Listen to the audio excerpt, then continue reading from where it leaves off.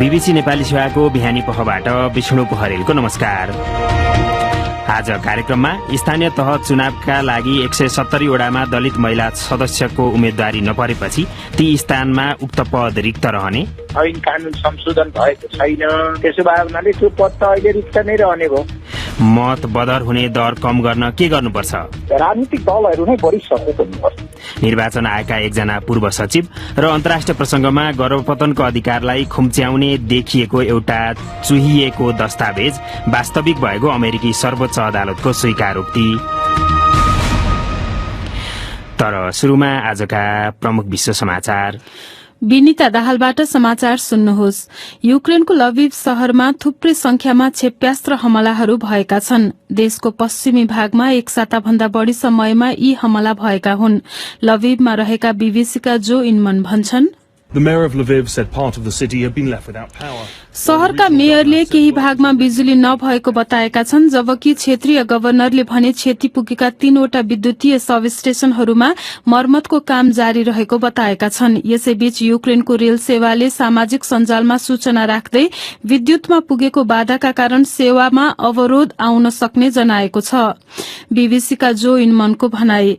यसअघि पूर्वी शहर अड्विकामा एउटा उद्योगबाट कामदारहरू बाहिरिँदै गर्दा रूसले बमबारी गरेपछि कम्तीमा 10 जनाको ज्यान गएको युक्रेनी अधिकारीहरूले बताएका थिए।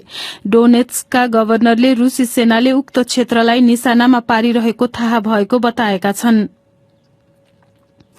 घेराबन्दीमा रहेको मारिउपोल शहरस्थित स्टील उद्योगबाट करिब 100 जनालाई उद्धार गरेर अन्यत्र लगिएपछि त्यहाँ रूसले बमबारी तीव्र बनाएको छ। संयुक्त राष्ट्र संघले हप्तौंसम्म आश्रयस्थलमा हताश भएर रहेका र यसै साताको शुरूमा उद्धार गरिएका धेरैजसो जापोरिजिया शहरमा पुगेको जनाएको छ। मारिउपोलका मेयरले करिब 200 सर्वसाधारणहरू स्टील उद्योगमै अड्किएको बताएका छन्। एजोभास्टलमा भएको रूसी हवाई हमलामा परि 2 जना महिलाको ज्यान गएको युक्रेनी सेनाले जनाएको छ। द्वन्द्वमा हुने यौन हिंसाबारे संयुक्त राष्ट्र संघकी प्रतिनिधिले युक्रेन युद्धका पीड़ितहरू चुप लागेर बस्न नहुने बताएकी छन्। युक्रेनको राजधानी कियवमा बोल्दै ती प्रतिनिधि प्रमिला पटेलले हिंसा गर्ने सेनालाई कानूनी कार्यवाहीमा ल्याउनका लागि पीड़ितहरू मौन रहन नहुने बताएकी हुन्। उनले युद्धमा रूसी फौजले बलात्कारलाई सस्तो हतियारका रूपमा प्रयोग गरेको पनि बताएकी छन्। अमेरिकाको माथिल्लो सदन सिनेटका बहुमत नेता चक सुमरले गर्भपतन सम्बन्धी अधिकारलाई संघीय कानूनमा प्रतिस्थापित गर्ने बारे छिटोमा अर्को सातासम्ममा मतदान गराउने आफ्नो योजना रहेको बताएका छन्। अमेरिकी सर्वोच्च अदालतले गर्भपतन अधिकार सम्बन्धी देशव्यापी कानून उल्ट्याइदिन सक्ने विवरण भएको एउटा मस्यौदा दस्तावेज चुहिएका बेला सुमरले यस्तो बताएका हुन्। यदि उक्त मुद्दा सर्वोच्च अदालतले उल्टाइदिएमा अमेरिकाका 22वटा राज्यमा गर्भपतन गैर कानूनी हुनेछ। न्यायाधीशहरूले जुलाई महिनाको शुरूआत भन्दा अगाडि यो विषयमा निर्णय नसुनाउने ठानिएको छ। र नाइजेरियाको भ्रमणमा रहेका संयुक्त राष्ट्र संघका महासचिव एन्टोनियो गुटेरसले जिहादी समूह बोको हरामका पूर्व सदस्यहरूलाई भेटेका छन्। यो बीबीसी नेपाली सेवा हो।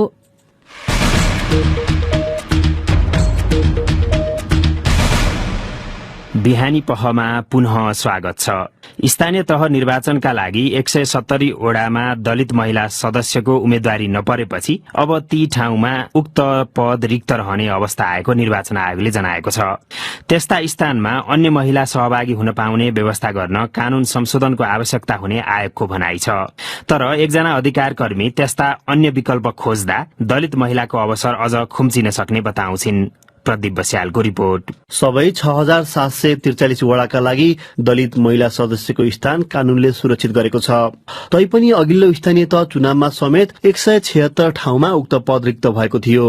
हालको कानूनी व्यवस्था संशोधन नभएसम्म यसपटक पनि यी पद रिक्त नै रहने अवस्था रहेको बताउँछन् निर्वाचन आयोगका प्रवक्ता शालिग्राम शर्मा पौडेल। कानून बमोजिम महिला दलितको लागि छुट्याइएको कोटा हो हैन, त्यो चाहिँ 74 सालमा पनि त्यस्तै 170-80 हाराहारी रिक्त थियो, उम्मेदवारी नपरेर। अब अहिले पनि त्यही हो। अब ऐन कानून संशोधन भएको छैन, त्यसो भए हुनाले त्यो पद त अहिले रिक्त नै रहने भयो। लगातार यसरी धेरै पद रिक्त हुन थालेपछि त्यहाँ विकल्प खोजिनुपर्ने आवाज उठ्न थालेको पाइन्छ। दलित महिला सदस्य चुनावमा नउठेका हकमा अन्य महिला वा सीमान्तकृत समुदायकै महिला जस्ता विकल्प खोजिनुपर्ने अधिकार कर्मी तथा अधिकारीहरूकै धारणा पाइन्छ।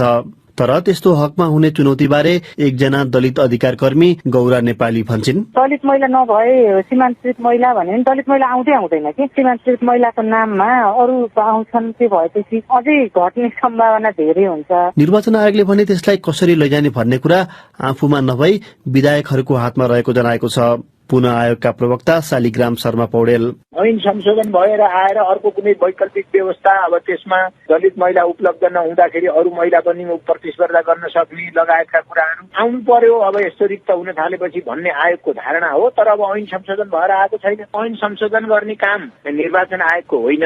दलित अभियान कर्मी गौरा नेपाली चाहिँ दलितहरू नभएकै कारण ती ठाउँमा उम्मेदवारी नपरेको हुन सक्ने कतिपयको अनुमानसँग सहमत छैनन्। बरु उनी भन्छन्, नागरिकता मतदाता परिचय पत्र नभएको हुन सक्छ। त्यो मतदाता नाम लिस्टमा चाहिँ उहाँहरूको नाम पनि नभएको हुन सक्छ होइन। राजनीतिक पार्टीहरूले अलिकति सिरियसली दलितहरू नखोजिया हो कि?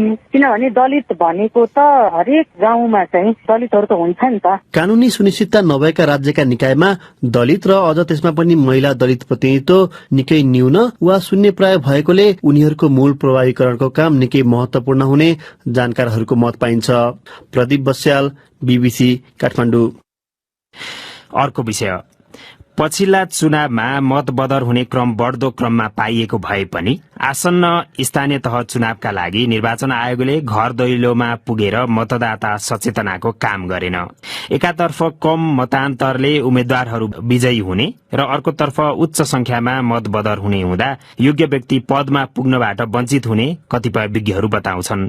यसै सन्दर्भमा हामीले निर्वाचन आयोगका सचिव भएर काम गरिसकेका एकजना पूर्व प्रशासक शारदा प्रसाद त्रिताललाई सम्पर्क गरी निर्वाचन अघि आयोगले घर दैलो मतदाता शिक्षा नचलाउँदा कस्तो असर पर्न सक्छ भनेर सोधेका छौं। वास्तवमा निर्वाचनको समयमा मतदाता शिक्षा आवश्यक पर्छ। हाम्रो जस्तो अशिक्षित समाजमा त्यसलाई प्राथमिकतामा राख्ने भन्ने कुरो निर्वाचन आयोगले सूचना सामग्री मतदाता शिक्षाका कुराहरू सामग्रीले चाहिँ परिपूर्ण बनाउने हो। त्यो वास्तवमै गाउँ ठाउँमा पुर्याउने घर घर पुर्याउने काम चाहिँ राजनीतिक दलहरू सक्रिय भइदिए भने पुग्न सक्छ। अब त्यहाँ राजनीतिक दलको पनि अलिकति स्वार्थहरू हुने गर्छ। आफूलाई भोट दिँदैन भन्ने ठाउँमा कसैले पुर्याउँदै नपुर्याउने त्यस्ता कुराहरू पनि भइरहेका छन्। त्यसैले मलाई जहाँसम्म लाग्छ यसले केही हदसम्म असर चाहिँ पार्छ। तर धेरै नागरिकहरू मतदाताहरू अहिले धेरै शिक्षित भइसकेका छन्, मतलब राजनीतिक रूपमा सचेत भइसकेका छन्। त्यसैले धेरै असर त्यही कारणले त नपार्ला, अरू कारणहरूले पर्न सक्छ। पछिल्ला निर्वाचनहरूमा कुनैमा 10%, कुनैमा 5 देखि 10% हाराहारीमा 10,000 लाखौंमा मतहरू बदर भएको देखिन्छ। यो मतदाताले खास बिगार्छन् चाहिँ कहाँनिर भोट हाल्दाखेरि? एउटा अब मतदाता शिक्षा नै उचित किसिमले नपुगेको पनि हुन सक्छ। अर्को मेरो आफ्नो अनुभवमा धेरै मत बदर हुनुमा हाम्रो यो नोटा भन्छ नन अफ द एबोभ भन्ने सिस्टम छैन।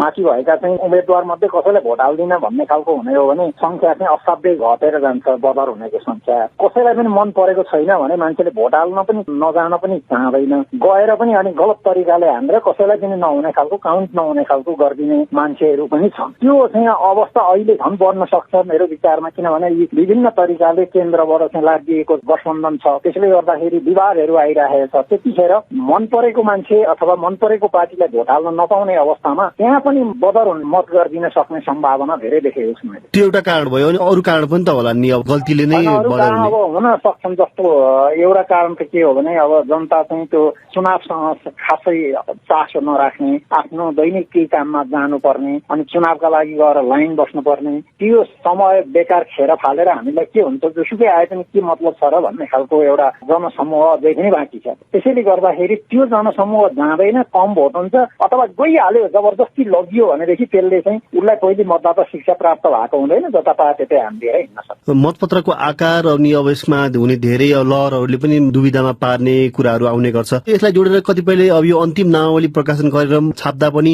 त्यो कम गर्न सकिन्थ्यो भन्ने मत राख्छन्। मैले यो चाहिँ किन पनि भनिरहेको छु भने उम्मेदवारै नभएका पदमा पनि हजारौंमा मत परेका विगतहरू देखिन्छन्। त्यही त अब यो व्यक्तिले अहिले चुनाव बिचमा आफ्नो चाहिँ उम्मेदवारी फिर्ता लिइसक्यो अथवा ऊ चाहिँ त्यो चुन्नको लागि उ गरिराखेको छैन भन्ने कुरा जानकारी नहुन सक्छ, अथवा त्यही मान्छेलाई भोट हाल्न मन थियो कसैलाई तर उसले छोडिदियो, छोडे पनि भोट चाहिँ त्यसैलाई हाल्छु भनेर हाल्ने पनि हुन्छन्। अब यो चुनाव आउन 8-9 दिन बाँकी छ, अब अझै पनि यो बदर हुने संख्या क्रम घटाउनलाई चाहिँ कसले के गर्न सक्छ? यसमा त मुख्य त राजनीतिक दलहरूकै भूमिका हो। राजनीतिक दलहरू अब आफ्नो दलगत त्यसमा हुन्छन्, स्वयंसेवकहरू खटाउने विभिन्न सामाजिक संस्थाहरूले भूमिका खेल्नु पर्ने हुन सक्छ।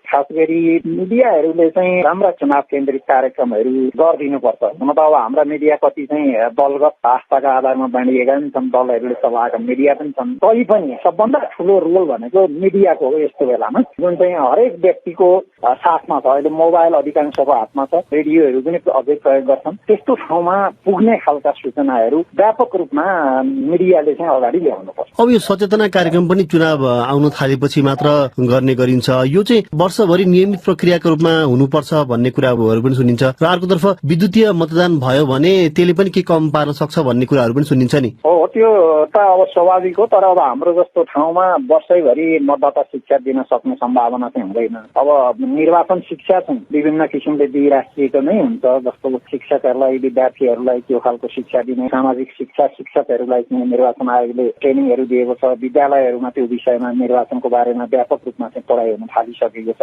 त्यो बच्चाहरूले आफ्नो परिवारको सदस्यहरू जो अनपढ हुन सक्छन् अथवा के हुन सक्छन् तिनीहरूलाई जानकारी गराउने कुराहरू चाहिँ भइराखेकै नै छ।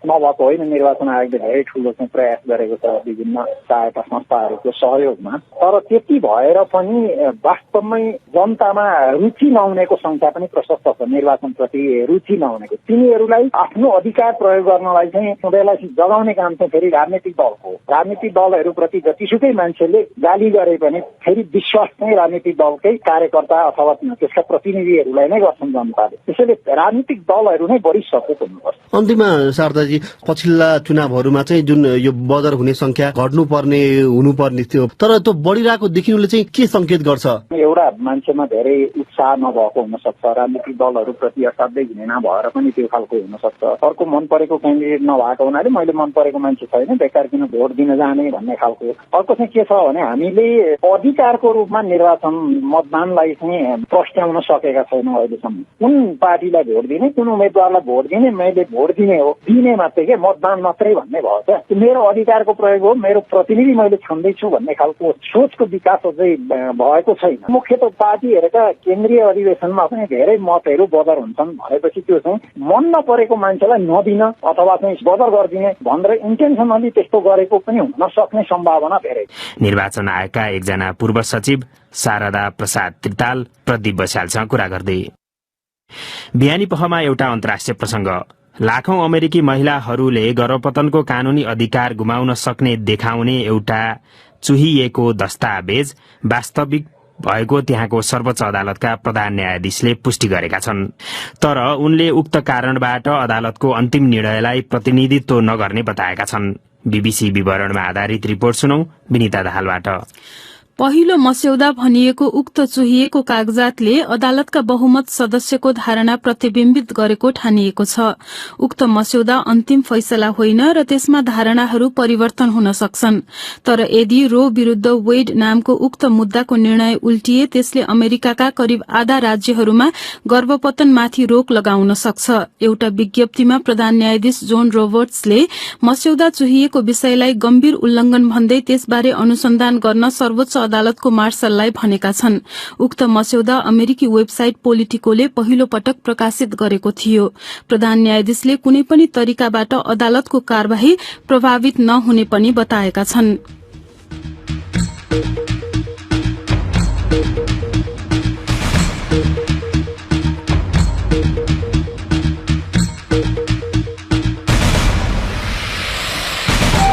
यसका साथै बीबीसी नेपाली सेवाको बिहानी पह यही सकिन्छ। बेलुकी 9:15 बजे साँझ पह लिएर हामी फेरि उपस्थित हुनेछौं। त्यसबेलासम्मका लागि हामी सबैलाई बिदा दिनुहोस्। नमस्कार।